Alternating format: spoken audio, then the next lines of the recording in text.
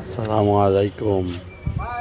দেখেন আমাদের চেয়ারম্যান বাজার মেইন সড়ক আটকিয়ে কাজ বন্ধ করে থুয়ে কন্ট্রাক্টদারের মতো কন্ট্রাক্টদার কোথায় ফালাইছে তাও জানি না। দেখেন টোটাল মেইন সড়কটা একদম অবরোধ করে বন্ধ করে থুয়ে, সে কাজও করে না, কিছু করতেছে না। দেখেন এরকম পরিস্থিতি, মানুষের ভোগান্তি আর তো কেউ দেখে না এরকম। টোটাল মেইন সড়কটা একবারে বন্ধ করে দিয়ে আসে, কাজ বন্ধ করে দিয়ে দেশেও নেই, কোথায় আছে তাও জানি না। মানুষের কত দুর্ভোগ দেখেন। কি করবেন, দুনিয়াতে কি আইছে।